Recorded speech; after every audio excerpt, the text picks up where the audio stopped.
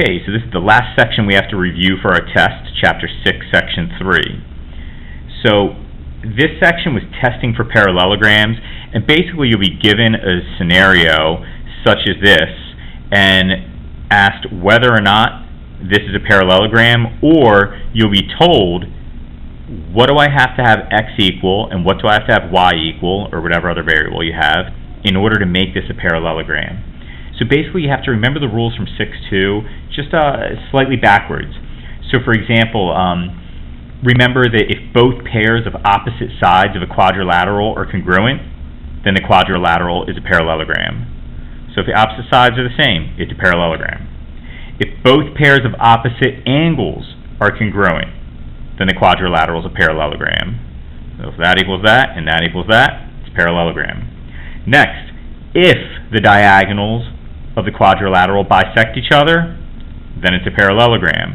So if you've got diagonals drawn here, and if that equals that and that equals that on each diagonal, it's a parallelogram.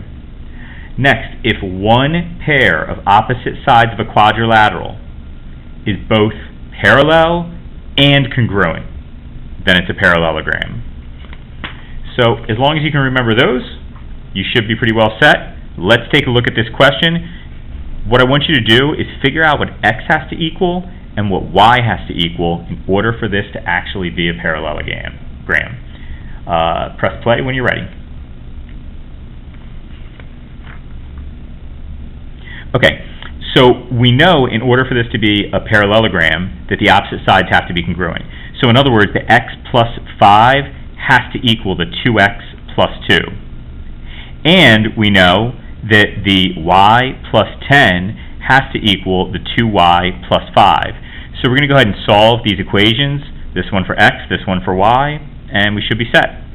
So here, I have 1x here and 2x's here, so I'm just going to take away an x from both sides. Doing that leaves 5 on the left. Here, 2x's minus an x leaves 1x, and I have a plus 2. Now I'm going to subtract 2 from both sides. I end up with 3 equals x. On this side here, I'm going to take away y from both sides. I end up with 10 equals y plus 5. Take away 5 on both sides. I end up with 5 equals y. So x has to equal 3, and y has to equal 5. Okay, so the next thing I want you to do is try and figure out of these 6 figures whether or not these quadrilaterals are parallelograms, and if they are, why? If they're not, why not? Press play when you think you're ready. Okay, so the first one, if you answered yes, you are correct. We have both pairs of opposite sides are congruent. So this one is yes. Right here, for this one, the answer also is yes. We have one pair of opposite sides that are both congruent, and remember the arrows mean parallel. These marks mean congruency, these marks mean parallel. So they're congruent because they're both 3, and they're parallel. So this is also yes. Let's take a look at this one right here.